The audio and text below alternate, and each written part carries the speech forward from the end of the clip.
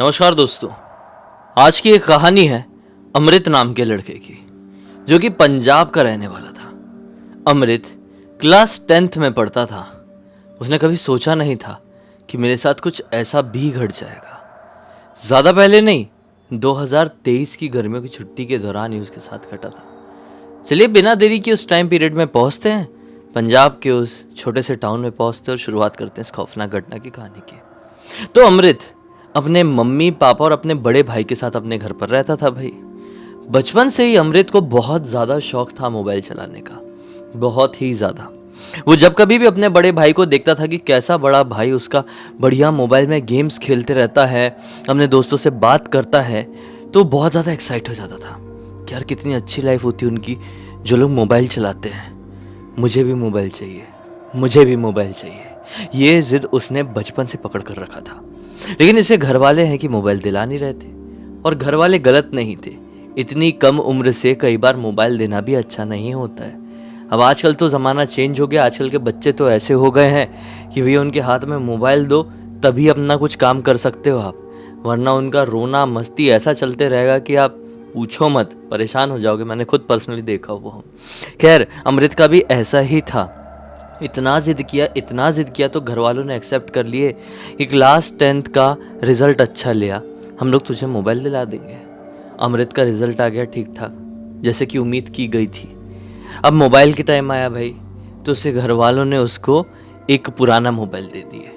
मतलब अमृत की मम्मी जो मोबाइल चलाती थी वो मोबाइल पकड़ा दिया। इसको बहुत हर्ट हुआ, लेकिन ठीक है, उससे भी अपने गेम्स खेलते रहता था, टाइम पास करता था। कुछ कुछ दोस्तों को नंबर बांट के रखा था तो उनसे बातचीत भी करता था। एक दिन की बात है, ऐसे ही अपने भाई के साथ बैठ के कुछ एक गेम खेल रहा होगा। कौन सा गेम था पता नहीं, फ्री फायर था, जो भी रहा होगा, बढ़िया से खेल रहा था। और खेलते खेलते इसका मोबाइल हो गया हैंग, और वहाँ पर इसका जो प्लेयर था उसका खेल तमाम हो गया। तो उसका दिमाग खराब हो गया यार। बोला क्या सीन है, मेरा भाई जीत गया मेरे मोबाइल के चक्कर में। है तो नॉर्मल सी बात, लेकिन इसकी उम्र के हिसाब से आप सोचो, क्लास 10th में पढ़ता था। इसको ये चीज़ बहुत हर्ट करी कि मेरा भाई इतना अच्छा बढ़िया सब कुछ चला रहा है, मेरे साथ ही ऐसा क्यों। जबकि भाई बड़ा था इसलिए था ना उसके पास ये सब। ये भी बड़ा हो जाता तो इसको भी मिल जाता। ये तो जिद के कारण इसको सेकंड हैंड मिला था। ये इतना गुस्सा हो गया, इतना गुस्सा हो गया कि उस दिन खाना वाना नहीं खाया, और बोला कि अब कुछ भी हो जाए मैं खाना तभी खाऊंगा जब मुझे मोबाइल मिलेगा। अब क्या होता है, रात में खाने का वक्त आता है, उसकी मम्मी उसको खाना खाने के लिए बुलाने जाती है, तो उठता है, अपनी साइकिल निकालता है और घर से बाहर भाग जाता है। कहाँ गया, घर वाले चिंता में। 1-2 घंटे तक नहीं आ पाया, रात के 11 बज रहे थे। फिर जो उसका भाई है वो अपनी साइकिल उठाया और उसको ढूंढने के लिए उस जगह पर पहुंचा, तो भाई का दिमाग खराब हो गया। उसने उसको डांटते हुए घर पर लेकर आया, और घर पर आकर बताता है मम्मी पापा को कि ये तो वो भूतिया खेत की तरफ बैठा हुआ था। तो इसके मम्मी पापा बहुत गुस्सा हो गए कि तू उस तरफ क्यों गया हुआ था, तुझे पता है ना वहाँ पर आत्माएं घूमती है, भूत प्रेत घूमते हैं, तुझे कुछ हो जाता तो क्या होता। ऐसा करके बहुत डांट पड़ी। लेकिन ये है कि अपना गुस्सा नाक में बिठा कर रखा था। खैर, डांट डपाट के इसको खाना वाना खिला दिया, इसने खाना खा लिया। अभी आपको ऐसा लग रहा होगा ना कि कहानी में क्या है, अभी आगे सुनते जाओ, आएगा अभी। हाँ, फिर क्या होता है, अगला दिन निकलता है। अगले दिन भी ऐसे अपना मोबाइल चला रहा था, फिर दिमाग खराब हो गया, हैंग हो गया। अब इसने बोला, घर पे जाके धमकी दे दी अपने घर वालों के सामने कि देखो, अगर मुझे मोबाइल नहीं दिए तो इस बार मैं सीरियस बोल रहा हूँ, मैं घर छोड़कर चले जाऊँगा और लौट कर नहीं आऊँगा। मुझे एक नया मोबाइल चाहिए, बात ख़त्म यानी ख़त्म।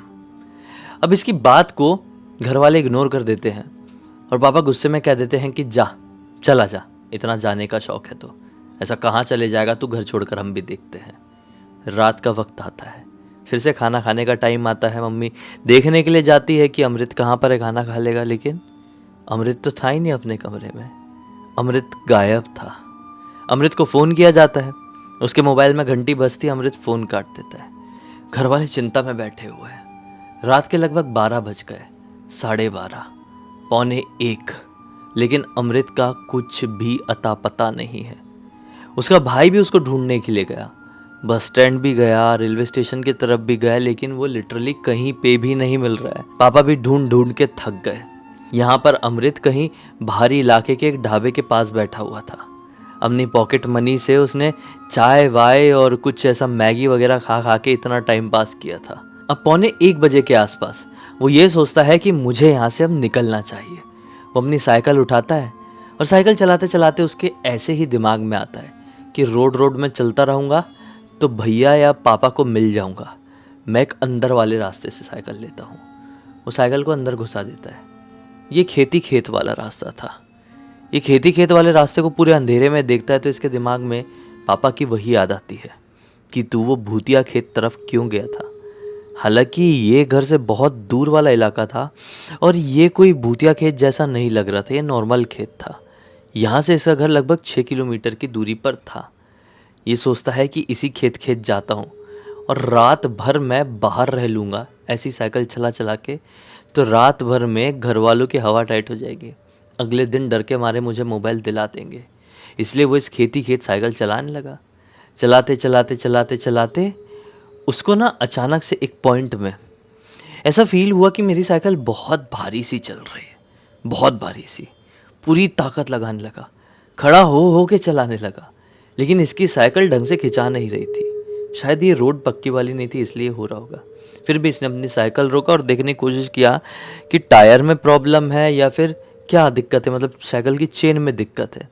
ये देखने के चक्कर में लगा ही हुआ है कि इतने में इसको किसी की बहुत बुरी तरह से करहाने की आवाज़ सुनाई देती है, जैसे कोई दर्द में करहा रहा हो।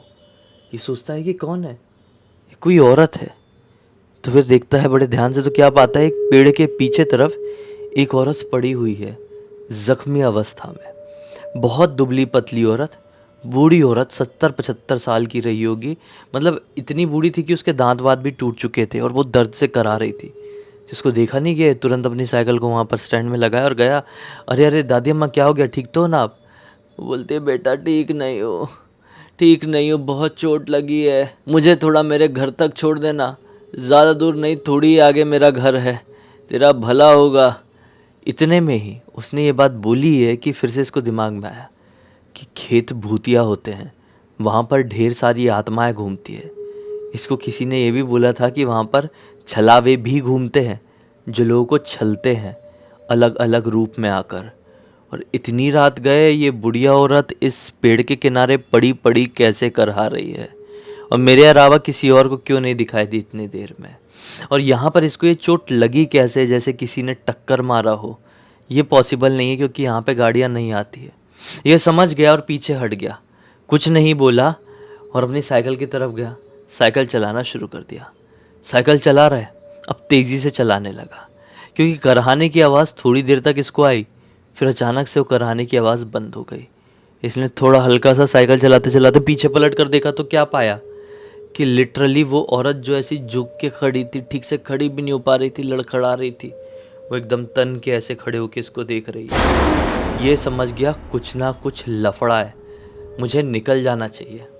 ये साइकिल भगाते भगाते अपनी साइकिल इस खेत के बाहरी इलाके की तरफ ले आता है। अब इसको जान में जान आती है कि मैं कोई खेत के आसपास नहीं हूँ, तो भूतिया खेत होने का तो चांस ही नहीं है। अब मैं रोड ही रोड थोड़ा टाइम पास करूँगा। 1 या 1.5 का समय हो रहा होगा। अब ये रोड ही रोड अपना साइकिल चलाने लगा। हाईवे टाइप का इलाका था, गाड़ियाँ कम आ रही थी। जा रहा है जा रहा है जा रहा है। थोड़ी आगे जाने के बाद उसको दिखाई देता है कि अरे आगे एक हॉस्पिटल है और उस हॉस्पिटल के सामने भीड़ लगी हुई है। एक एम्बुलेंस आकर रुकी है और एम्बुलेंस के आसपास अफरा तफरी मची हुई है। ये देखते हुए जा रहे हैं। हाँ, कितने में एम्बुलेंस के पीछे से निकलकर वही बुढ़िया आगे आती है। ये देख के शॉक्ड और ना चाहते हुए भी इसने अपनी साइकिल में ब्रेक मार दिया। जैसे साइकिल के ब्रेक मारा वो बुढ़िया औरत इसके पास आई। बेटा तूने मेरी मदद नहीं किया था, अब तो कर दे, अब तो मुझे घर तक छोड़ दे। अस्पताल आ गई थी किसी की मदद लेकर, अब छोड़ दे घर बेटा, कौन छोड़ेगा मुझे। ये सोचता है यार सचमुच में कोई बेचारी बुढ़िया है क्या, इसको सही में किसी मदद की ज़रूरत थी, तभी तो पेड़ के पीछे पड़ी हुई थी। मैंने हेल्प नहीं किया तो किसी और ने कर दिया होगा, फिर उसने हॉस्पिटल में ला के छोड़ा होगा, इसका बेचारी का दवाई ववाई हुआ होगा, मुझे घर जाने के लिए बोल रही है। इसके दिमाग में ये भी आता है कि अगर ये भूत होती तो ऐसे अस्पताल के सामने खड़ी नहीं रहती ना, एम्बुलेंस है, लोगों की अफरा तफरी मची हुई है, पता नहीं एम्बुलेंस में क्या हुआ है, लेकिन उसी एम्बुलेंस के पास से ये बाहर निकली है। पहले दिखाई नहीं दे रही थी, पीछे खड़ी रही होगी, लोगों से ही बात कर रही होगी, किसी को बोल रही होगी, किसी ने मदद नहीं किया होगा वहाँ पे अफरा तफरी मची हुई थी तो। वैसे भी मेरे पास क्या काम है, बेचारी को मैं ही घर तक छोड़ देता हूँ। बोलता है कि ठीक है दादी अम्मा, आप मेरी साइकिल में पीछे बैठ जाओ। इसी साइकिल में पीछे कैरियर लगा हुआ था, वो बुढ़िया उसमें बैठ जाती है। ये साइकिल चलाना शुरू करता है, चलाते हुए जा रहा है जा रहा है जा रहा है मस्त। मौसम कुछ ऐसा हो गया था ना कि ना जाने क्यों इसको बहुत हल्का सा फील हो रहा था। इतना हल्का कि जैसे आप ऐसे अपनी हड्डियां तोड़ लेते हैं शरीर की, और कई बार आपको मतलब कोई बढ़िया से बॉडी मसाज दे देता है तो बॉडी कितनी फ्री हो जाती है, वैसी एकदम फ्री फ्री सी लग रही थी। ये मौसम का मिजाज था आज। ये मस्त से साइकिल चला रहा है, बेचारी बुढ़िया का कोई वजन नहीं लग रहा है। मन में एक अच्छी फीलिंग आ रही है कि ज़िंदगी में मैं किसी की हेल्प कर रहा हूँ, कोई मेरी वजह से खुश होगा, कोई मुझे थैंक यू बोलेगा। एक प्रॉपर टीनेज वाली खुशी इसको हो रही है कि इतने में ये नोटिस करता है कि टूटू टूटू टूटू चलती हुई साइकिल है इसकी, और ये टूटू टूटू को इसको देख के ट्रक का हॉर्न मार रहा है। इसने बोला ये क्या शॉट है यार, इतनी ज़ोर ज़ोर से हॉर्न क्यों मार रहा है। ये तुरंत उस तरफ नोटिस करता है तो क्या बात है कि एक ट्रक ड्राइवर अपने ट्रक में ही बैठा हुआ है, ट्रक बंद है, ट्रक साइड में पार्क है। वो ट्रक ड्राइवर इसको बड़ी हैरानी से देख के टू टू टू टू टू टू हॉर्न मार रहा है। इसलिए सोचा कि क्या हो गया, इसने इशारा भी किया ऐसे, तो वो ऐसा उसको इशारा करता है ट्रक ड्राइवर। ये सोचता है कि क्या बोल रहा है यार, पिया होगा। इसने सुना था बहुत कि कई बार रात के समय अच्छी नींद आए इसलिए खाना वाना खा के थोड़ी पी लेते हैं और फिर सो जाते हैं, फिर अगले दिन उठ के ट्रक चलाते हैं। इसने सोचा और उसको इग्नोर किया, फिर अपनी साइकिल चलाने लगा। अब मुश्किल से इसने 500 मीटर साइकिल चलाया होगा कि इसका सर घूमा और भड़बड़ा के ये साइकिल से गिर गया। ये बेहोश हो गया, इसको कुछ नहीं मालूम, इसके साथ ये कैसे हुआ ये पता ही नहीं। अब कट्टू इसकी आंखें खुलती है थोड़ी देर बाद, एक हॉस्पिटल में है ये। उसकी पूरी बॉडी में दर्द है, जिस प्रकार से बॉडी इसकी बहुत हल्की सी इसको फील हो रही थी। कहाँ पे, जब इसने उस बुढ़िया को बैठा लिया था, बहुत अच्छी वाली फीलिंग आ रही थी, पूरी बॉडी में वो हार्मोन रिलीज़ हुआ था। क्या हार्मोन बोलते हैं वो जो बहुत हैप्पी हार्मोन होता है, आप लोग कमेंट सेक्शन में बताना, क्योंकि मैं अभी फ़िलहाल भूल रहा हूँ वो कौन सा हार्मोन होता है। जब हम बहुत हैप्पी होते हैं तो हमारी बॉडी में रिलीज़ होता है, इसकी बॉडी में वो हैप्पी हार्मोन रिलीज़ होता है, इसलिए इसको बॉडी बहुत हल्की सी फील हो रही थी। उसका बिल्कुल अपोजिट इसको अभी हॉस्पिटल में फील हो रहा है जब इसने आँख खोला है तो। और लिटरली यहाँ पर जितने भी लोग हैं ये जाने पहचाने नहीं लग रहे हैं। ये आँख खोल के बहुत डर रहा है लोगों को देख के। इतने में दरवाज़ा खुलता है और अंदर एंटर करता है वही ट्रक वाला जो टू टू टू टू टू टू हॉर्न मार के इसको कुछ इशारा कर रहा था। जैसे ही वो अंदर आया तो इसकी थोड़े जान में जाना है कि क्या हुआ, अंकल मुझे क्या हुआ, मैं यहाँ पे कैसे पहुँचा और मेरी पूरी बॉडी में दर्द कैसे हो रहा है। तो अंकल क्या बताते हैं, बेटा तू किसी बुढ़िया को लेकर आ रहा था ना साइकिल में, मैं बहुत देर से देख रहा था कि वो बुढ़िया पीछे करियर में बैठ के तेरी तुझे कुछ तो भी कर रही थी। जब तू नज़दीक आ गया तो मुझे क्या दिखाई दिया कि वो बुढ़िया तेरे ये जो कंधे के पीछे वाला पार्ट है ये वाला, उसको खा रही है, अपने मुंह से उधेड़ उधेड़ के खा रही है। मैं बड़ा हैरान था कि तुझे पता कैसे नहीं चल रहा है कुछ। मैं तुझे इशारा करके वही बताने की कोशिश कर रहा था, तेरा लिटरली पूरा खून बह रहा था, तू लिटरली पीछे से लहू लुहान हो चुका था। इतने में तू थोड़ी आगे बढ़ ही है, मैं सोचा तू मेरी बात समझ नहीं पाया। मैं अपने ट्रक से उतरा और मैं तुझे देख ही रहा था, एक दो बार आवाज़ भी लगाया, तूने उस आवाज़ का भी कोई रिस्पॉन्स नहीं दिया, पलट के नहीं देखा। मैं थोड़ा पीछे पीछे चलने लगा कि बेचारा तू छोटा है यार और ये तेरे साथ क्या कर रही है। थोड़ी आगे पहुंचा तो क्या पाया कि तू लिटरली अपनी साइकिल में बेहोश होके गिरा है। वो बुढ़िया भी साथ में गिरी, और जैसे ही मैंने पास में रखा हुआ ईंट उठाया कि बुढ़िया को मारता हूँ कि तेरे साथ क्या कर दी है, कि वो बुढ़िया तो इतनी तेज जंगल की तरफ भागी जैसे कि मानो कोई बुढ़िया नहीं कोई जानवर हो जो इंसान के रूप में आया था। तेरी जो पीठ है उसकी बहुत बुरी हालत है बेटा, अभी तुझे कोई इंजेक्शन लगा हुआ होगा, डॉक्टर साहब लोगों ने लगाए होंगे इसलिए तुझे पता नहीं चल रहा है। ये डर गया, अब डर के मारे इसके दिमाग को सेंस हुआ होगा कि शिट, मेरी तो वाट लग गई होगी पीछे से। अब इसको दर्द हुआ है और इतना भीषण दर्द था, इतना खतरनाक वाला दर्द था कि मैं क्या ही बताऊं। नर्स को देख रहा है, डॉक्टर को देख रहा है, फिर रोना शुरू किया है। अब इसका मोबाइल इसने देखने की कोशिश किया कि मेरे घर वालों ने मेरे को फ़ोन क्यों नहीं किया अभी तक। तो इसका मोबाइल लिटरली स्विच्ड ऑफ था। इसका मोबाइल रात में कब ऑफ हो गया था, कैसे ऑफ हो गया था, इसको कोई जानकारी नहीं है। ऐसा हो ही नहीं सकता कि घर वालों ने फ़ोन नहीं किए होंगे, घर वालों ने तो ढूंढे भी थे जाकर। खैर, ये रोता है रोता है रोता है। नर्सेस थी एक दो, इसको शांत कराती है। फिर फाइनली पूछती है, बेटा तुमको बताना पड़ेगा कि तुम कहाँ के रहने वाले हो, तुम्हारे मम्मी पापा क्या नंबर है, तभी हम किसी को इन्फॉर्म कर पाएंगे। फिर जाके इसने अपने पापा का नंबर बताया है, उनको फ़ोन लगाए हैं। फिर मम्मी पापा यहाँ पर आए और लिटरली मम्मी पापा ने भी बहुत रो दिए। मम्मी पापा को रोता हुआ देखकर इसको आभास हुआ, मैंने बहुत गलत किया। सचमुच में मेरे पापा ने सही बोले थे कि मुझे कुछ हो जाता तो क्या होता इनका। मैं सिर्फ एक मोबाइल की लालच में इतना कुछ किया। इसने बोल दिया, नहीं मम्मी पापा, मुझे कोई मोबाइल नहीं चाहिए, मैंने बहुत गलत किया, ऐसा ऐसा हुआ मेरे साथ। मम्मी तो कुछ बोलने की हालत में नहीं थी। पापा ने भी उस समय ज़्यादा कुछ नहीं बोले। ये हॉस्पिटल से घर पहुंचा है, ठीक 2 दिन बाद इसको एक नया बढ़िया वाला मोबाइल दिला दिया।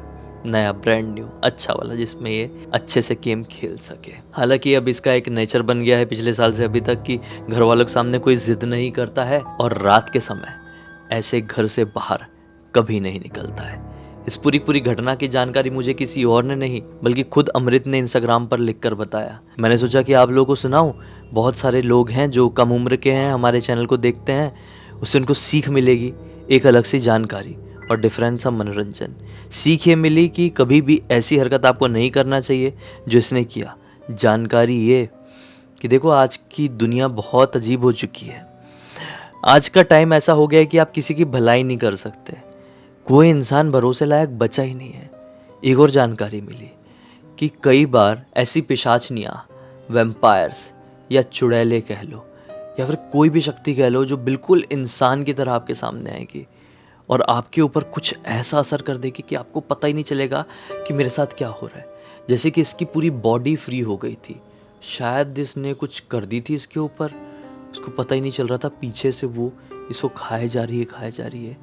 अगर ये बेहोश नहीं होता और अगर वो ट्रक ड्राइवर की नज़र इसके ऊपर नहीं पड़ी होती तो लिटरली अमृत उस चुड़ैल, पिशाचनी या जो भी शक्ति कह लो, उसका खाना बन गया होता। खैर, अब इसी एक नोट के साथ इस कहानी का अंत करते हैं। अब तक इस वीडियो को देख लिए हैं तो लाइक ज़रूर कर देना। चैनल को सब्सक्राइब करके बेल आइकन दबा के ऑल के ऑप्शन में क्लिक करना, क्योंकि इसी तरह के हैरान कर देने वाले खौफनाक वीडियोस डेली आप लोग के सामने लेके आता रहता हूँ। इंस्टाग्राम की लिंक इस वीडियो के डिस्क्रिप्शन बॉक्स में मिल जाए, क्लिक करके डायरेक्टली वहाँ पर पहुँच जाना।